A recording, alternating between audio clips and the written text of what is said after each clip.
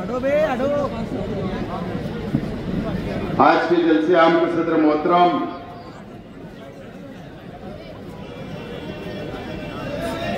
Doctor Mustafa Hindustan वाला साहब, मंच पे तशरीफ फरमा मोहम्मद यूसुफ काबुल साहब, मोहम्मद यासीन बागला साहब, मुश्ताक नजीर साहब, मोहम्मद मुस्लिम साहब, एजाज उमर साहब, हिदायतुल्लाह साहब, करीम मोटू साहब, मुश्ताक बहादुर साहब, इरफान नादिर साहब, निसार टाइल वाला, सोई डालरिया, करीम मॉडल, शफीक मेडिकल वाला और मंच पे तशरीफ फरमा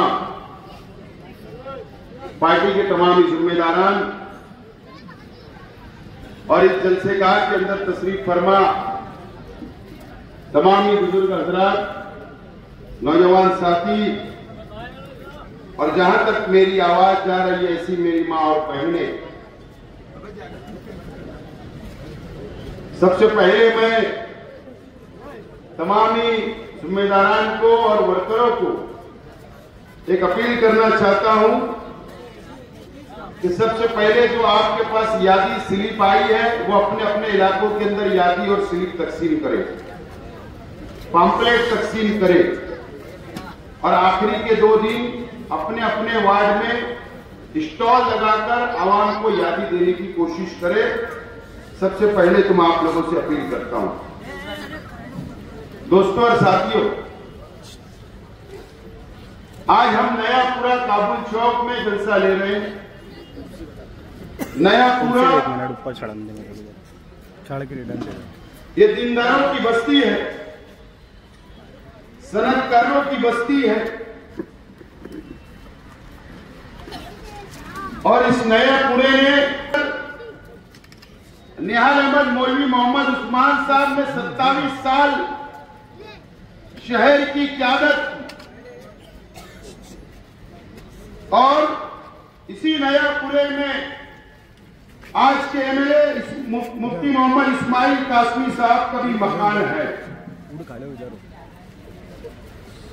निहाल महाराष्ट्र की हमेशा क़यादत की और हमेशा फिरका परस्तों से लड़ने का काम किया। इसके अंदर कोई पानी मिलाने की बात नहीं है, उसका इतराफ पूरा शहर करता है, महाराष्ट्र करता है और आज मैं भी कर रहा हूं। निहाल अहमद साहब और शेख रशीद साहब 2007 से पहले शहर के 2 लीडरान थे, शहर की क़यादत किया करते थे, शहर के मुसलमानों को संभालने की कोशिश किया करते थे और 2007 27 मई को म्युनिसिपल कॉर्पोरेशन का इलेक्शन हुआ और तीसरे महाज की बुनियाद डाली गई। निहाल अहमद मौलवी मोहम्मद उस्मान साहब भी नहीं चाहिए और शेख रशीद साहब भी नहीं चाहिए, बुनियाद डाली गई। एक बहुत जम्बूजेट, एक बहुत बड़ा पार्लियामेंट्री बोर्ड बना शहर में उस वक्त और नयापुरा इस इलाके से भी यासीन मेट्रो साहब मरूम, यासीन बागला साहब, यासीन मुंशी साहब, शफीक मेडिकल वाला साहब, अल्ताफ बाबू साहब, मौलाना यूब कासमी साहब और अनीस अजहर साहब उस वक्त पार्लियामेंट्री बोर्ड के अराकीन थे। बुनियाद रखी गई और शहर के डॉक्टर, उलमा, टीचर, रिटायर्ड टीचर एक बहुत बड़ी जम्बूजेट उनको बहुत सपना दिखाया गया, हरा भरा बताया गया और कहा गया कि शहर को हमको आगे ले जाना है, इस्लाही सियासत करना है, शहर की हम नुमाइंदगी करेंगे। सब लोगों ने खुशी खुशी सब जमा हुए और तीसरे मास की बुनियाद रखी गई और उस वक्त शहर की आवाम ने तीसरे मास को अक्सरियत दी। शहर की आवाम ने लब्बैक कहा और उस वक्त 27 सीट तीसरे महाज को चुन कर दी, 27 सीट। आज मुझे बताइए, नयापुरे की आवाम, शहर की आवाम, शहर के मेरे बुनकर भाई या दीनी तंजीमी के जिम्मेदारान या शहर के बाशाऊर लोग, मुझको बताइए कि जितना नाम मैंने नयापुरा का पढ़ा हूं, मक्की सेठ को छोड़कर एक शख्स को बता दो कि आज के एमएलए के साथ है क्या।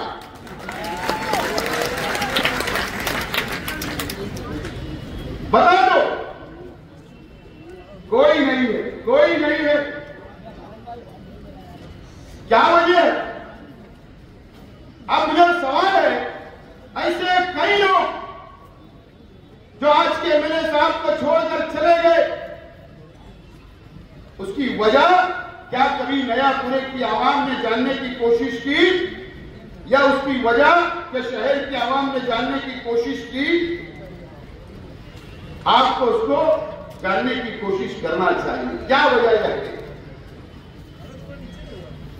बैतुल माल की हिफाजत, करप्शन खत्म करेंगे, इस्लाही सियासत होगी, शहर का डेवलप होगा, जहां पर पावरलूम कारखाने हैं वहां पर रोड पक्की पक्की बनाई जाएगी। क्या नई वादा किए मां बहनों से? हॉस्पिटल बनाए जाएंगे अलग अलग वार्डों में, बैतुल खला बनाई जाएगी, बहुत वादे किए गए, लेकिन हुआ क्या? 17 साल गुजर गए, 17 साल गुजर गए। 3 मेयर हुए। यासीन मेट्रो साहब को अल्लाह ताला जन्नत नसीब करे। उनकी सिर्फ एक छोटी सी ख्वाहिश थी कि मैं स्टैंडिंग कमेटी का चेयरमैन बन जाऊंगा। उनके पड़ोसी उस वक्त शेख रशीद साहब ने कहा कि नहीं, हम आपको चेयरमैन बनाएंगे, हमारा सपोर्ट है।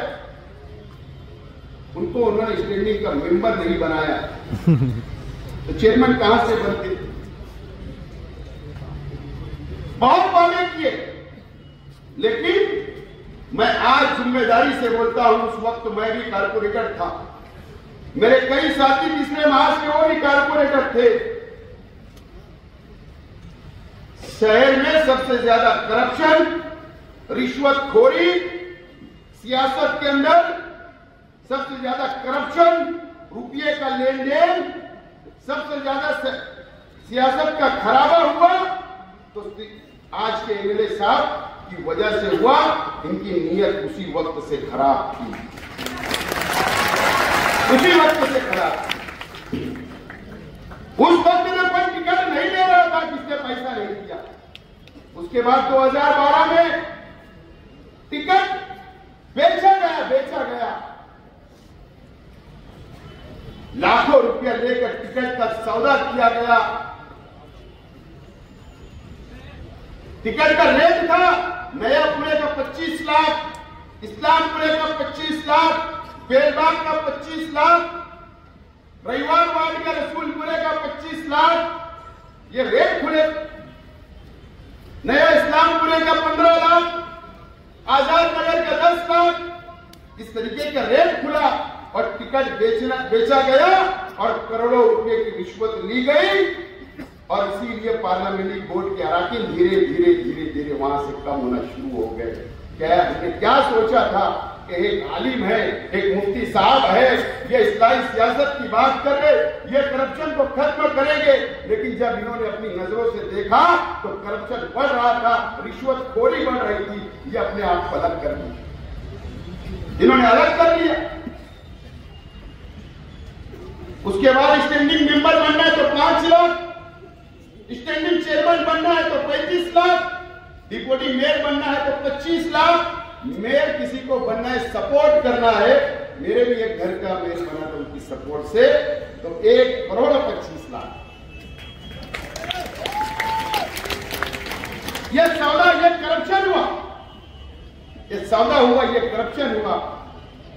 और वहां से करप्शन बढ़ता गया।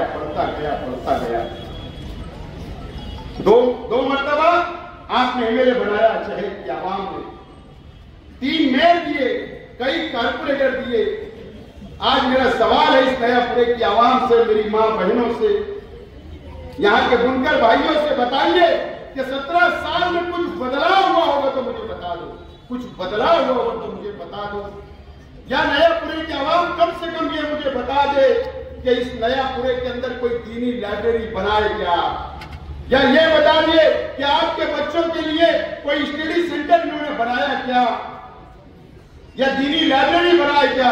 कम से कम आप ये तो बता दो कि 17 साल में आपने ये किया शहर के लिए।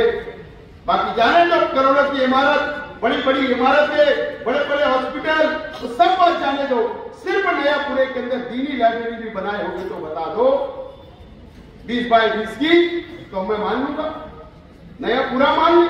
कुछ काम नहीं किया नयापुरे, हमेशा नयापुरे की आवाम का इस्तेमाल किया गया, मां बहनों का इस्तेमाल किया गया, मजहब की आड़ में इस्तेमाल किया गया। आज नयापुरे वालों को सोचने का वक्त आ गया है। मेरे पीछे जमीयतुल उलमा का दफ्तर, ये मैं नहीं बोल रहा हूं, ये मोहम्मद आमीन मोहम्मद फारूक जो उन्हीं का पार्टी का कारपोरेटर था, सिराज चौक पे चुनाव भट्टी के ऊपर मोहम्मद आमीन साहब ने ये इल्जाम लगाया कि 2019 के इलेक्शन में जमीयतुल उलमा के दफ्तर से, जमीयतुल उलमा के चंदे के पैसे से 50 लाख रुपया निकाला गया इलेक्शन लड़ने के लिए। ये मैं नहीं बोल रहा हूं, 50 लाख रुपया निकाला गया।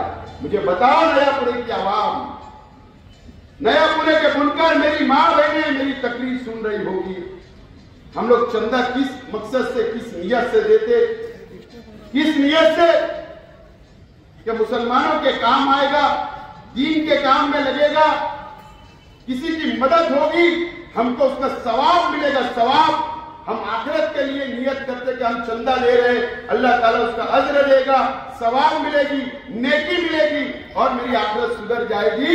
आपका पैसे का इस्तेमाल 2019 की असेंबली के इलेक्शन के वक्त वो चंदे का पैसा भी इलेक्शन के अंदर लगाया गया। मेरी मां बहनों, कब आप बेदार होंगे, कब इस शहर की आवाम सोचे। जमीयतुल उलमा मेरे लिए बहुत मोहतरम तंजीम है, उसके अंदर कोई दो राय नहीं।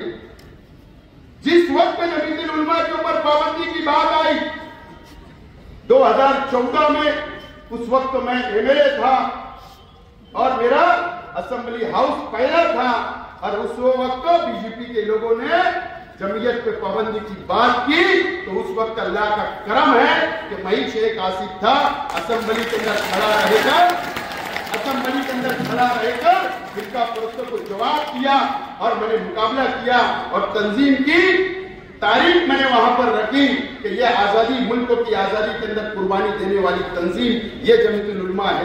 मैं उसके अंदर बुराई नहीं करूंगा। आसिफ साहब आगे बढ़ो। नहीं,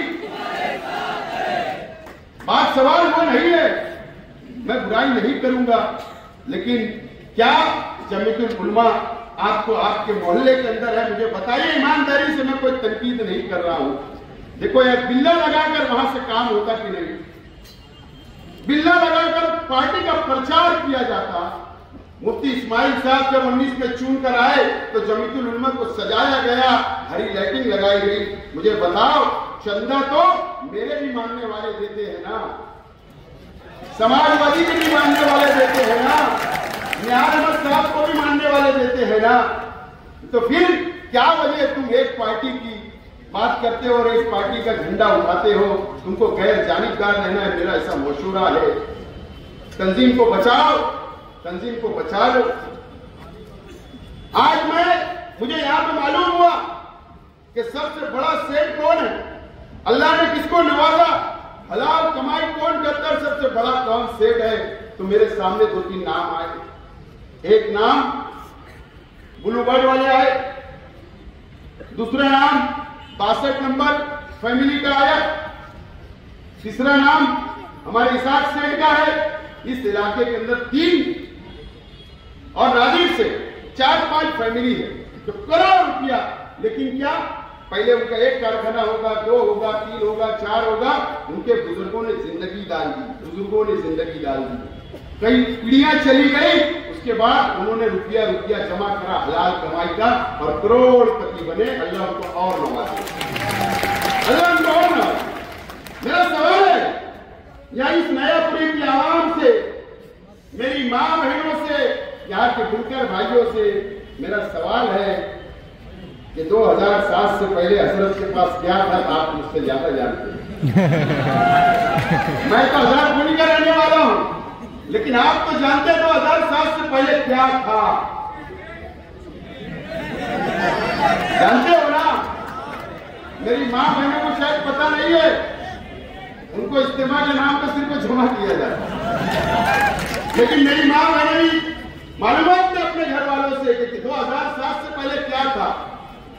अगर मैंने 179 करोड़ रुपए का मैंने कहा कि आज के एमएलए साहब ने मुंबई में एक जमीन खरीदी है 179 करोड़, 179 करोड़।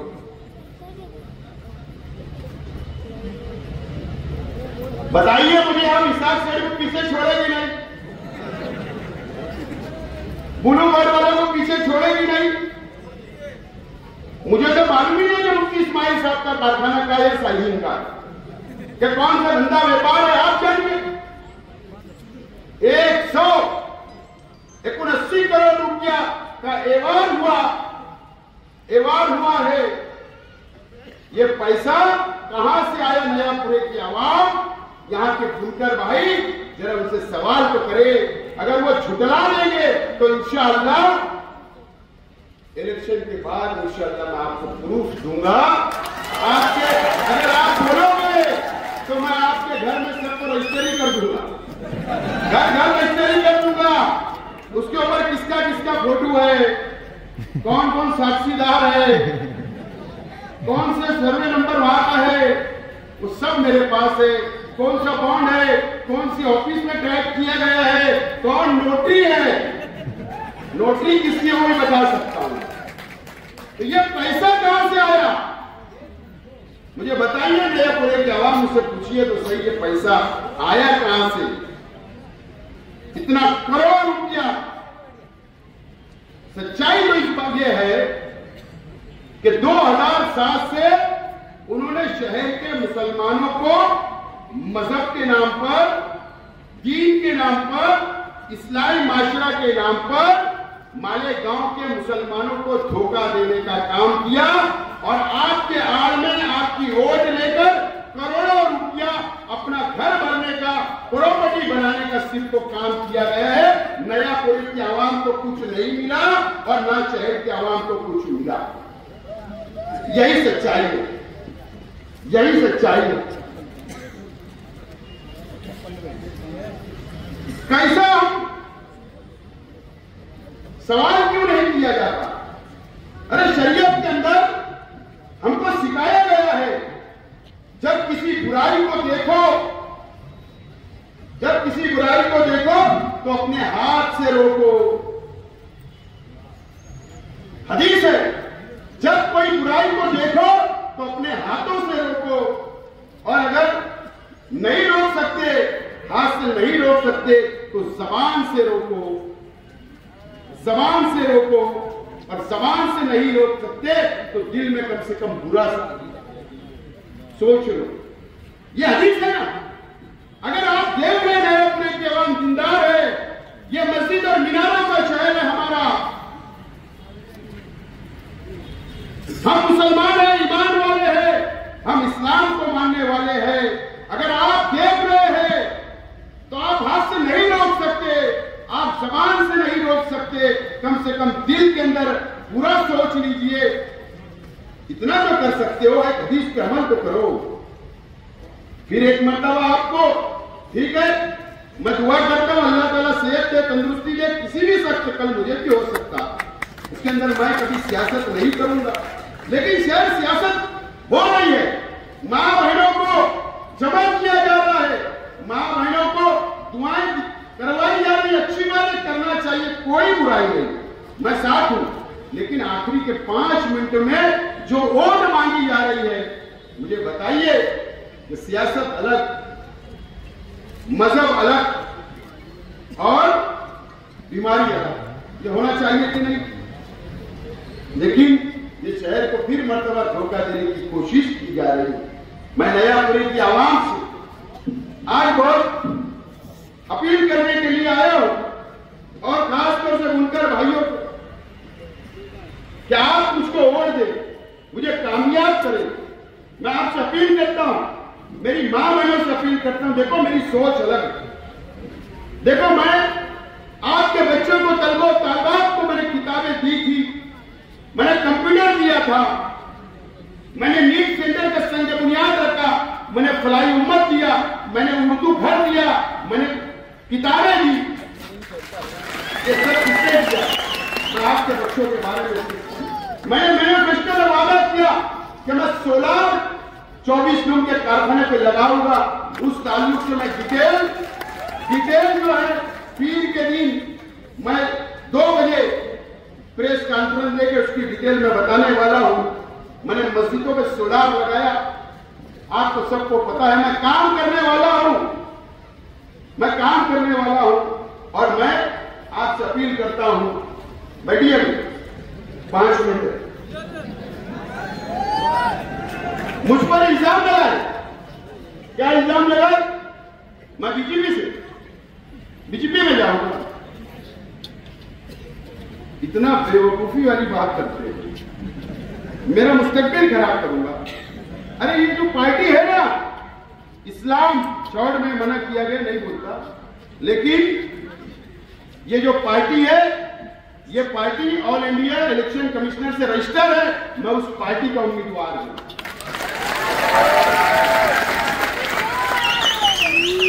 मैं जाऊंगा तो सेकुलर सरकार के साथ, और नहीं तो अपोजिशन में बैठूंगा। एकदम साफ करना नारा है, अजीत दादा के ताल्लुकात घर पर, सियासत में नहीं, घर पर। लेकिन अगर मैं किसी से हिकमत अमली से ये शहर को कुछ दे रहा हूं, तो बुराई क्या बुराई? दूसरी बात, मैं एमआईएम के ताल्लुक से बुनकर भाई संजीदा हो जाए, तालीम याफ्ता लोग संजीदा हो जाए, शहर के आवाम संजीदा हो जाए। 2019 में आपने एमआईएम पार्टी का एमएलए चुन कर दिए, मुझे बताओ 5 साल वो बाहर थे या नहीं? न कांग्रेस इनको लकड़ी से छूटी, न उद्धव ठाकरे इनको साथ देंगे, न राष्ट्रवादी इनको साथ देंगे, इनको बाहर रखेंगे। क्यों? ये फिरका परस्त पार्टी है। 5 साल नुकसान किसका हुआ? शहर का हुआ, शहर के बुनकरों का हुआ, शहर का डेवलप नहीं हुआ, कोई कॉलेज नहीं आई, कोई अकादमी अदारे नहीं बने, नुकसान हुआ। फिर एमआईएम से उम्मीदवारी कर रहे, फिर एक झुकता वाला है बड़ा, फिर बात बोलेगा 5 साल में आऊंगा, 5 साल बाद आया, हर 2 महीने में बोला 5 साल। मुझे बताओ, अगर फिर चुनकर दे दिया, मेरा सवाल है, संजीदगी से सोचो। उद्धव ठाकरे महाविकास आघाड़ी सरकार में है, वो बोलेगा एमआईएम तो मैं चला बीजेपी के साथ, इनको कोई भी नहीं लेगा, महाविकास आघाड़ी नहीं लेगी, इनको बीजेपी वाले नहीं लेंगे। लेकिन शेख आसिफ ऐसा है कि शेख आसिफ को महाविकास आघाड़ी से अभी से ऑफर आ रही है। देखो ये शहर का मुस्तकबिल है, 20 तारीख को शहर का मुस्तकबिल का फैसला ये शहर के आवाम को करना है। मेरी मां बहनों से मैं अपील करने के लिए आया हूं, आप मुझे बेटा समझ के, अपना भाई समझकर, अपना बेटा समझकर मुझको वोट दो, और मेरे लिए मेरी मां बहनें दुआएं करें, अल्लाह से दुआ करो, हक के साथ लो, मैं हक पर हूं, आपकी रहनुमाई करना चाहता। और 20 तारीख को नंबर बदल है, मैं आपसे अपील करता हूं। और मेरे एक सवाल से मेरे साहब, दादा भुसे को गिराने का जवाब नहीं दे रहे, आप बीजेपी से मिले हो, आप बीजेपी से मिले हो। शुक्रिया से अपना आखिरी नूरबाग आयशा नगर रोड पर हजारों की तादाद में 8 बजे पहुंचे। मैं घंटा बोलने वाला हूँ, 1 घंटा। बहुत बहुत शुक्रिया। कि हवा में उछालते रहना, गुलों के रंग पे तेजाब डालते रहना।